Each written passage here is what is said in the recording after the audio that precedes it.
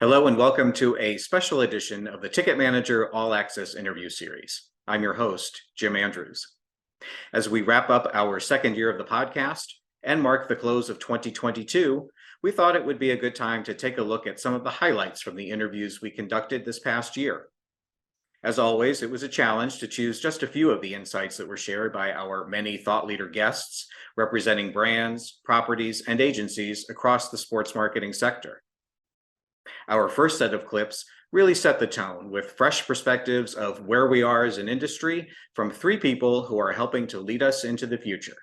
For the early part of my and your career, sports were an amazing ecosystem that was kind of just to the left or just to the right of center in the marketing mix for brands. It would start with the prime time and the Seinfeld and Friends and whatever the shows may be that they would buy on television. Well, that paradigm has shifted completely where sports is no longer a little bit to the left or a little bit to the right. It is at the very center of the media and entertainment space. It is the programming, it is the content that wins the day. Right. That's just different, right? And if you rewind 20 years, which you and I can both do, that was not the case. The numbers may have been different in the aggregate, but the composite of where sports lands within the entertainment and media space was just different. Now it's square in the middle, in the center, in the bullseye of what brands are looking to affiliate with and what fans are tuning into, right? So the world of consumption of content has changed, and sports is now in the center of that wheel. And that's a tremendous opportunity for all of us and responsibility for all of us who work in this space. So we've got to find a way to create immediacy and engage people despite what's happening on the field of play. And there are times where it is the most enthralling experience one could have watching a baseball game or a football game. There are times where the ball goes back and forth and nothing material happens. And you've got people who are craving that immediacy. And so in my mind, the not only the gamification, but the entertainment value in sport has to evolve. And we've got to create ways to engage our fans beyond just what's happening on the field, because it no longer is enough in some cases. And so we've got to create the right balance. We have, what I'll call fans like myself who love and are purists of sports. But you've got to juxtapose that with an entire new generation who may not have grown up baseball fans or football fans or basketball fans or hockey fans or whatever. But that doesn't mean you can't have an amazing experience at a hockey game, whether or not you grew up a hockey fan, if we build the game to entertain and build the experience around the game to ensure that people remain entertained. And I think we got to think about ourselves as entertainment companies more and less about a basketball team or a football team. The world that we lived in was create the 30-second spot and they will come. I think while there is certainly, and I believe this, will always be a role for the 30-second spot as part of an effort.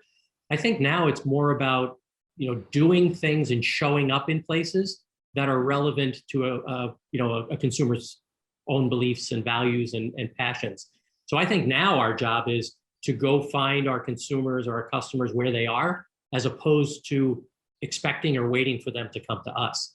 And I think that also, and we think about this a lot from a, sort of that marriage of art and science, as I described, is thinking about consumers and customers as multi-hyphenates. None of us are one thing, So, in the sports, if we're thinking about this from a sports perspective, people may be sports fans. I'm a sports fan. I've, been in this business or partly in this business for a long time, but sports isn't the only thing that defines me. I like to eat, I like music. On a good day, like fashion, there's other things that, define me. So I think the mistake that we sometimes make is we try to segment audiences and think about them in a sort of monolithic way, as opposed to thinking about, who we're trying to attract on a more, horizontal basis, if you will, sort of cutting across, and it all relates to culture. In my views, the culture is the new creative in a lot of ways. Culture is what drives, people's interests, their passions, and ultimately their pocketbooks. We in this industry sometimes interchangeably use the word sponsor and partner. And I think it's really a distinction that matters. To me, at least, sponsorship suggests, a transactional relationship. Somebody's going to write a check, somebody else is going to deliver them assets or, logos or some value in return, versus, partners, which is how do we marry our businesses together? And, if I'm writing you, Ms. or Mr. Property, a check, how can you truly work with me to be able to showcase my business, my brand, my technology, whatever I have to offer in ways that allow us to show up in like genuine and real ways? Because to me, the sponsor shows up and sometimes the audience says, why are you in my way? You're creating friction in my experience, as opposed to a partner, which makes it better, makes the experience better, creates a reason why, the viewer, the audience, the consumer wants them to be there and understands why they're there. So I think properties need to think about it through that lens. And, as a business, we deal, I think, with every property on the planet almost, maybe exaggerated only slightly. And we obviously, as part of Endeavor, own UFC, we own PBR, tennis tournaments, golf tournaments, fashion shows. So I think we've got a balanced perspective on it. And it really is, I think, through that lens of, help me really make my business better. And I will be your partner for a long time when that is the case. Next, four of the leading brand partners who joined the podcast this year share enlightening takes on how they plan, set strategy, and evaluate success, as well as what their partners can help them with. We place value on branding, but we're not going to spend just for the sake of branding. So I had to come up with something that would make the investment in the golf an offset. And that's where the Security Summit came in, that whole technology summit.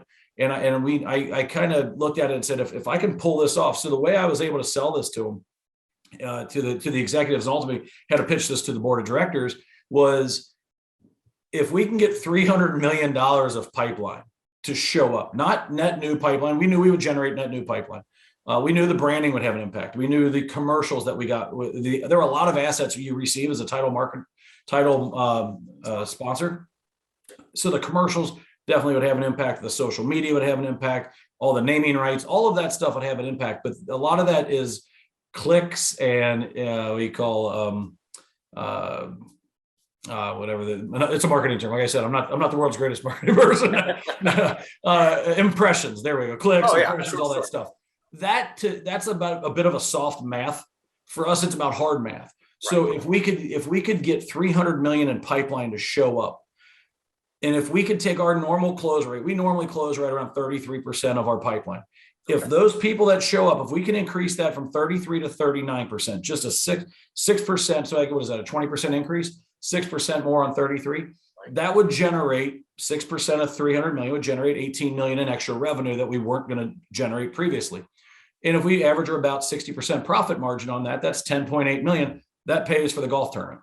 So I sort of made a deal with them saying, I will buy the golf tournament by way of throwing this technology seminar event summit, and one will pay for the other. And that's how we really got it through.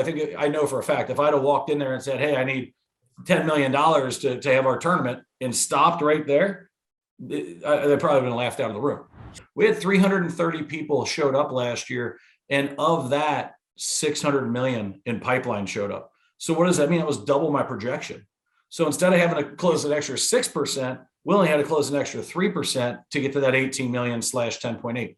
So I guess you'd say year one was a raging success for the Fortinet Championship. I think when that happened, that's really when there was this aha moment out there of, wow, this is where we need to be as a company. We're 10,000 employees now. We're knocking on the door $5 billion. This is what we need to be doing. That's the interesting part of the mentality I brought from sales, where everything's very, very finite, right? Like $1 of revenue is $1 of revenue. $1 of pipeline is $1 of pipeline. I come over to marketing, like I said, and you've got I call it the FortiSnuggie of metrics. You've got impressions and clicks and view rates, all these things. But how do you really? So I focus, and I have my team now 100% focused on pipeline, right? That's what we can generate in marketing is pipeline. Ultimately, pipeline will result in sales.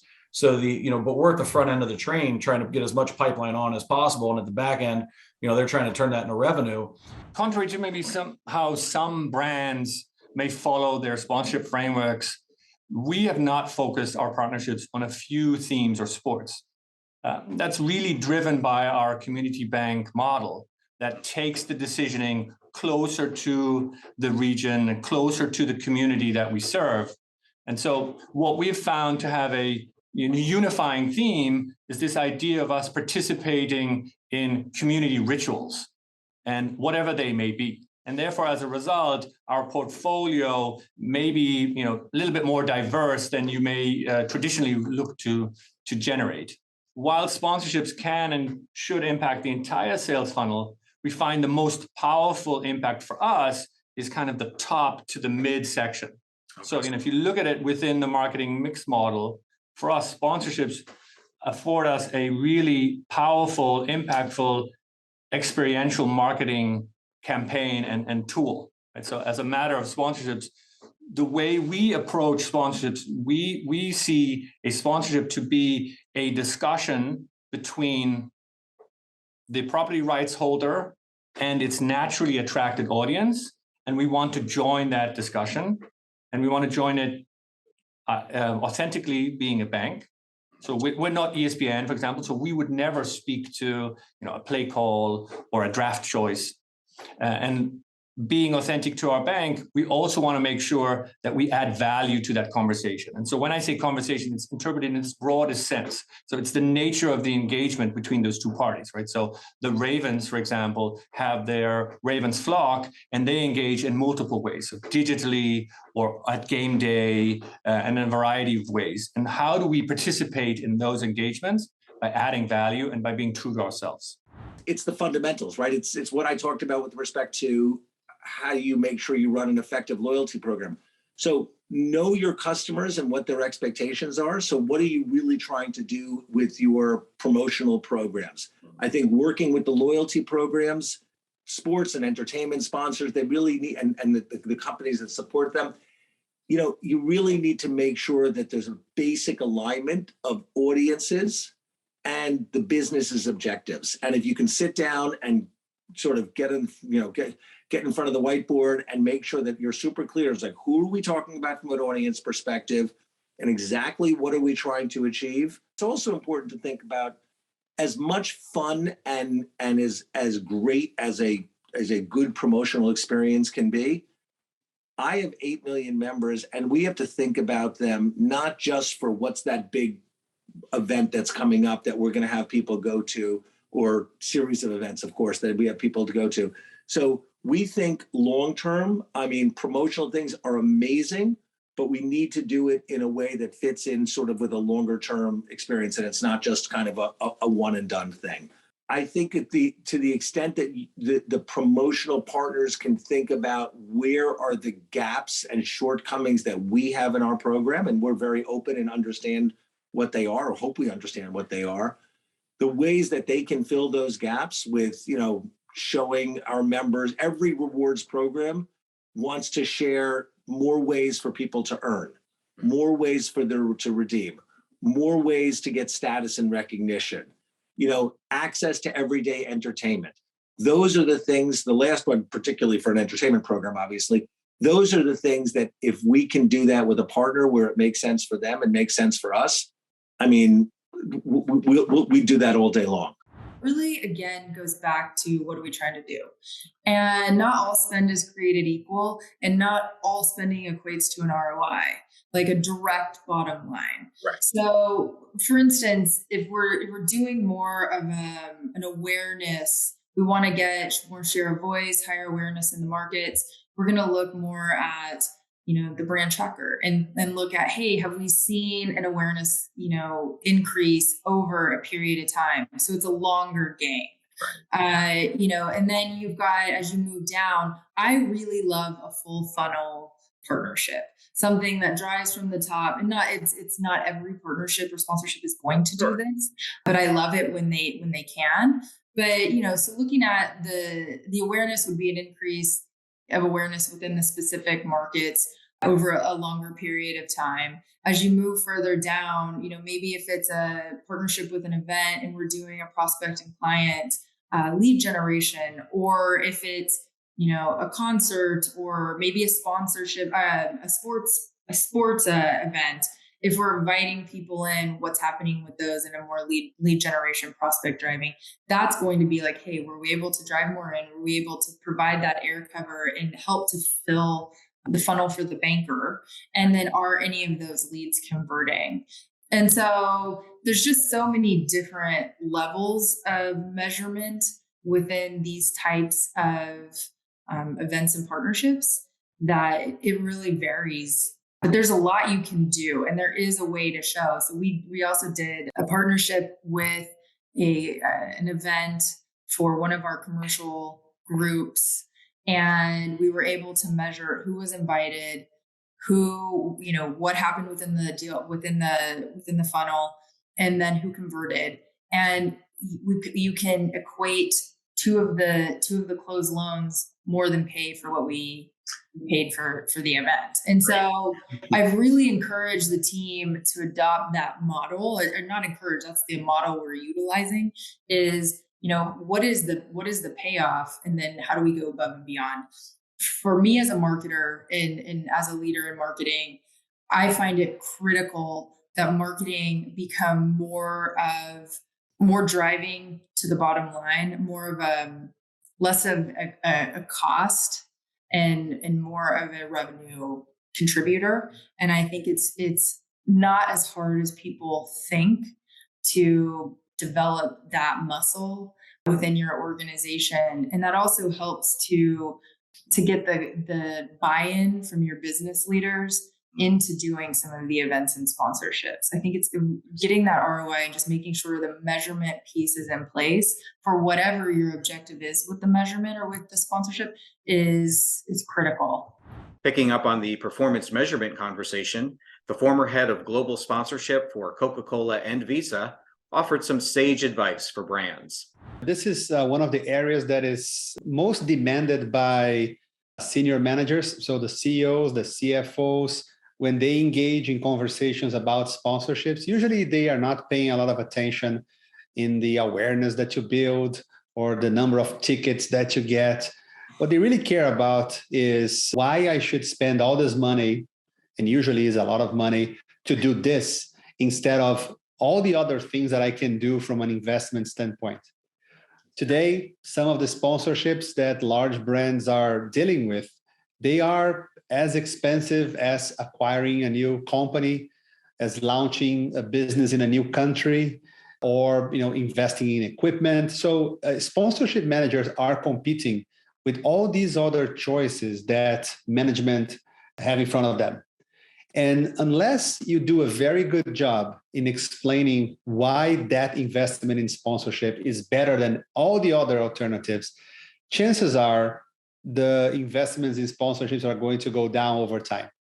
So I was lucky enough to work for companies that have an abundance of data. And that is a very good starting point for developing any models for measurement.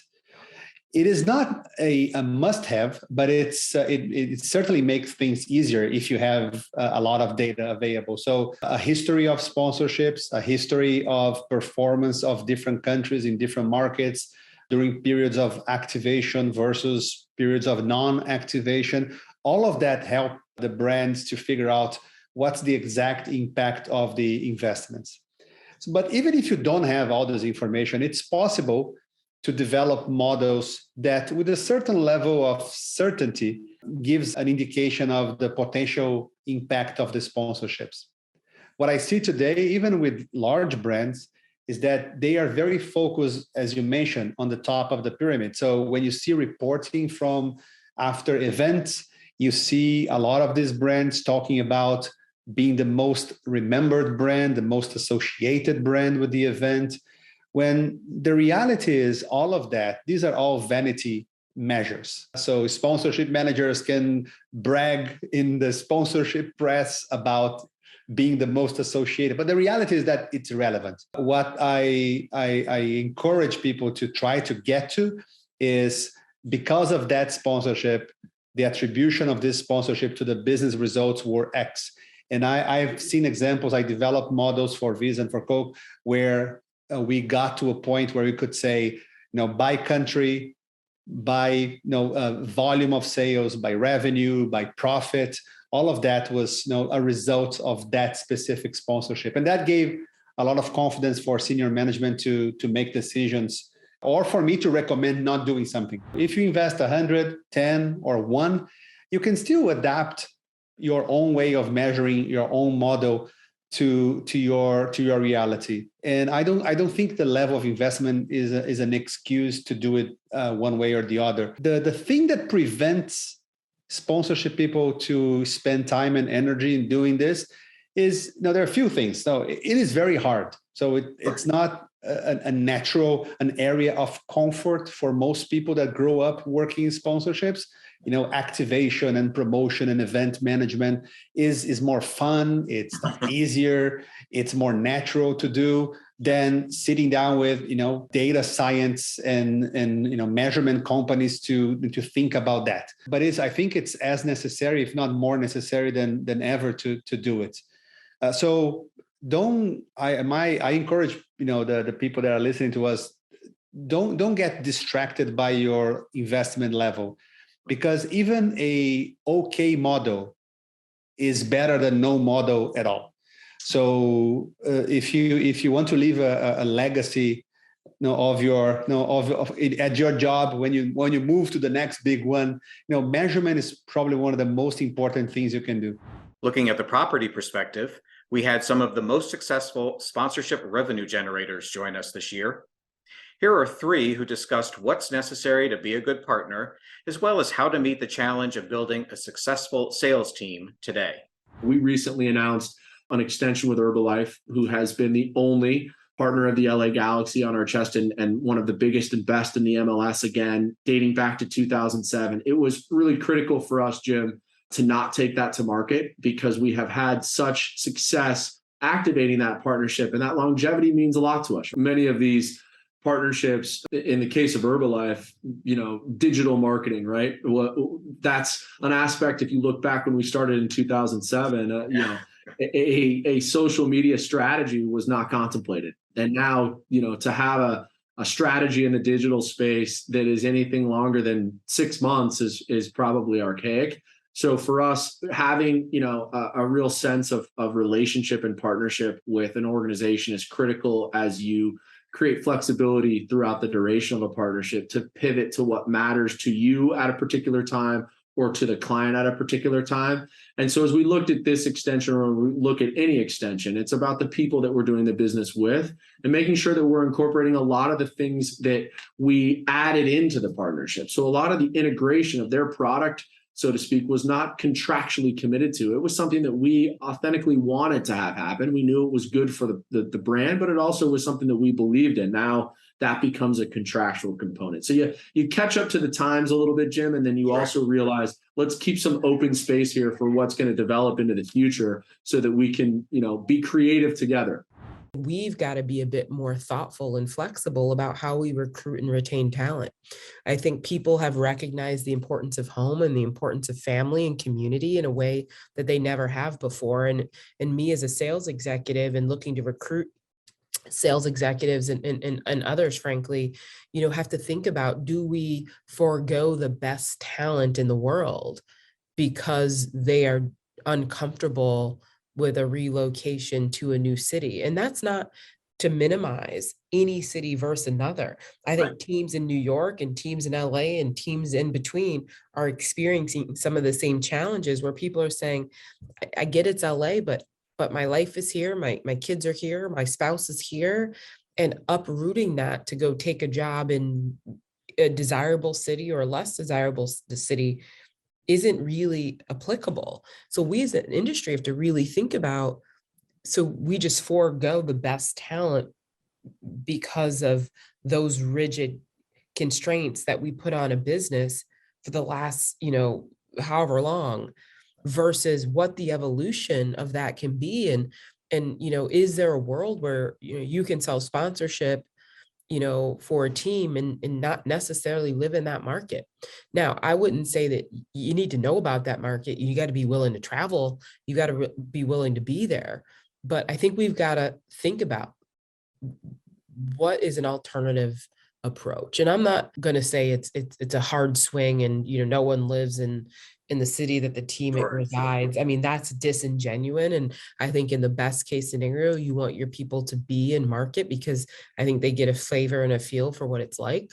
But I don't know that we do that and shortchange the level of talent we're able to acquire either. And I think we as sports leaders have to be willing to think outside of the box. And the only way to know how to go find and mine and present a game experience that attracts a diverse fan base is to actually have members of that fan base within your organization. No one can, sort of tell me what it's like to be me other than me. And so the more that we can diversify a room and thought around any initiative, that's marketing, that's community relations, that's how we sell, that's how we pitch, our social platforms and how we present ourselves to the community, the more inclined we will be to attract in more diverse talent. And I just think we haven't historically done a good job of that. And as you know, people tend to hire and work alongside people that they're most comfortable doing so. And the people you're most comfortable doing so are people who are like you, who come from where you come from, think like you think, potentially look like you, have played similar sports to you, have the same, thoughts about life that you do. And that I think had served its purpose for a time, but I do think we've got to stretch ourselves. And, I often say that if you aren't uncomfortable at some point in your day because you're around, near, talking with, speaking to, breaking bread with somebody who isn't like you and is forcing you to stretch your thinking, you aren't part of the solution, you're part of the problem. We've got to be willing to put ourselves out there. We've got to be willing to hear some uncomfortable things. We've got to be willing to have somebody in the room who might disagree with you and might disagree wholeheartedly with the approach that you're taking because they have a sensibility that's different than yours. I don't want a bunch of individuals, a bunch of lone wolves, so to speak, on our sales team. I want people that get just as excited about another sale that somebody made than they do about their own. And that's one thing, the staff that I have currently here in Dallas, there's probably as good at that as any group I've ever seen. Their level of excitement just is through the roof when anyone makes a sale. And to take it a step further, that's also the service team. The service team gets excited for the sales group, which that hasn't always been the case in places I've been either. And don't get me wrong, you're going to miss. But I think one of the things that's important is correcting your mistake. You can't just make somebody a good person. You can't make them a good teammate. If that's not within them, I just don't know that it's something you can create. And so, not that we've had to do it very often, but when we have had that person that doesn't fit because they're not a great teammate or in fact, not a great person, I think we try to act quickly there to take that person out of our culture. It's just not something that we can, and don't get me wrong, it's not that our leadership team gives up early. It's just, we'll do what we can to get them to where we need them to be. And if they can't get there, then, we're not afraid to make a change. And I think some people just in industry in general don't like to have those uncomfortable conversations and don't like to make those changes. And we just won't risk our culture for anything. And our sales team, because they're good people, they pay a lot of attention to the service team. I think they do things for them. And Jim, it might be something simple like texting them on the way in and say, hey, I'm stopping at Starbucks. Would you like a coffee? It's amazing at some of the small things, how far they'll go with that group. I mean, that's in general in life, but I think with this group, it's something that really goes a long way. And then when we do any sales competition, I'm talking, it doesn't matter if it's a longer one that's for a full campaign, or if it's just a weekly thing or a daily thing, we always include the service team. When we do our reward trips, every year we do a reward trip. If we hit our goal, we'll take our team, somewhere that they'll be excited to go. And the service team automatically qualifies for that trip as long as we hit the goal. So as soon as the team hits the goal, they're in. And then the salespeople have to hit their individual goals to also go. But if we do any kind of prizes, we also have prizes for our service team. And that has been literally since day one. And look, when I was younger, we didn't always have the budget to do that. Fortunately here, I'm provided the resources to do this and do it the right way. But again, it's because from top down, they believe that that's important to engage everybody on the team, even down to our ticket ops group, which, unfortunately, that group is so critical to our mission, but a lot of times they're forgotten about. We just did a road trip with our suite holders and took our whole ticket office out to Kansas City for the weekend. And so they got treated to being in a pregame tailgate and going on a charter plane and things that, maybe they wouldn't have the opportunity to do. And we do that each and every year with that group. And so it allows them to see that, man, hitting these goals is so important. And not only are we sitting here watching the salespeople celebrate, we're celebrating right along with them.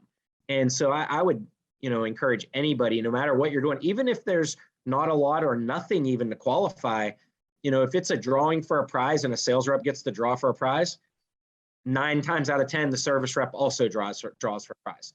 Right. Because we don't give them, it's not like the salesperson gets a $100 gift card and the service person gets a $100, Starbucks card. It's their equivalent. Like, we try to make sure that happens. We know how important it is. And because of that, you'll see the sales reps and the service reps interacting, helping.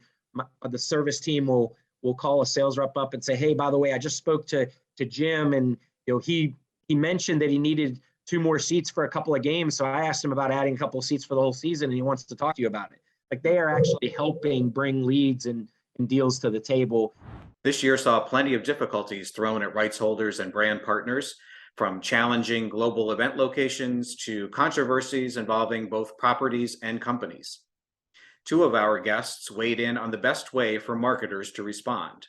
Brands for so long were able to sit on the sidelines and sort of identify which way the wind was blowing and tepidly maybe take a position on, societal or cultural issues. So brands no longer have that luxury. And I think one of the biggest challenges that many brands have, big brands, small brands, consumer brands, B2B brands, whatever it might be, of really aligning their values in ways that are consistent and appropriate with the consumers which they're trying to reach. Because I know in all the research that we do at this point, so many consumers, especially as you think about millennials and Gen Z, are voting with their wallet. That they are looking to ensure that the brands with which they interact and spend money on are aligned with their views and their personal preferences and how they feel about particular issues.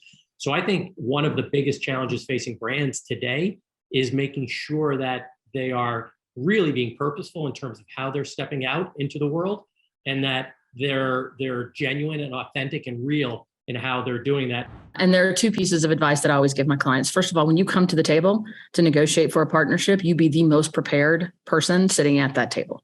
Know exactly what you're up against, know exactly what's going to happen, understand every single angle, and be prepared for it. Nothing, no matter how crazy this industry can get, nothing beats good preparation. And then the second piece of advice I ripped straight from my 16-year-old son, which is, at the end of the day, you do you. You do you. Where people get in trouble, where brands get in trouble, is not the brands that own who they are authentically. If you are that authentically invested in something and you do you really well with a laser focus, everything else falls in line. Everything.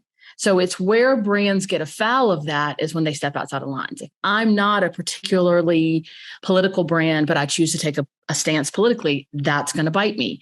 If I'm not a brand who's ever had a strong history in supporting women, and I decide to launch something on International Women's Day with nothing behind it, that's going to bite me. As we look ahead to the new year, there is no doubt that technology and data will continue to play an even bigger role in taking sports partnerships to new heights. As our final highlight clip, deftly summarizes what marketers can and should do to ensure success.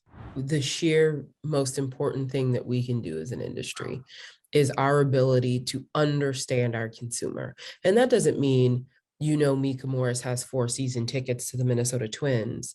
It means that that I am a Black woman, how old I am, where I live, that I'm married, that I have kids, that, I give, 50% of my tickets away to my neighbor who comes and who she is and how she comes to games, that, that I love Chardonnay, or I love to eat popcorn, or I always buy, a hot dog in the first inning and a hamburger in the second, whatever the case may be.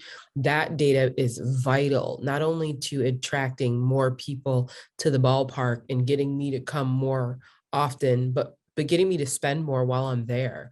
How can you encourage me with special offers if you don't know anything about my consumer behavior?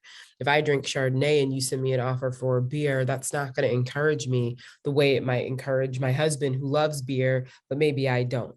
So I think the smarter we can get about our fan base, the more we're going to drive from a revenue perspective. And that is not aggregated later through survey. That's real-time data captured in the moment live that you can use to deliver customized consumer experiences while people are in the ballpark. And those going touchless and cashless and enforcing the use of, mobile wallets, which is real-time data that you can see about your customers. But how you use that and manipulate that data for the benefit of the property is really where the gap is. And I think there's some people doing it well. I think there are far and few in between. I think most have data and think they've checked the proverbial box, but they haven't really aggregated and maximized that data in a meaningful way to drive incremental value to their business. We are down a path to do more. We do share as much as we can, but I think there's an opportunity for us to get, better, in terms of the data we have and how we aggregate it. And then on the back end of that, how we share that with our partners. I mean, we have historically, over-indexed on satisfaction from our partners. We have long standing partners that have the best things to say about the relationship with the Twins. And so in my mind, I ultimately think if we can crack the code on the data piece and the ability to share that data with the partners, it will only increase that feeling that folks have about us today. And so we are well underway of creating a plan and developing a strategy to help do some of that. I hope that you enjoyed those highlights and that you will join us for more great podcast interviews in the coming year. From everyone at Ticket Manager, thank you so much for watching and listening.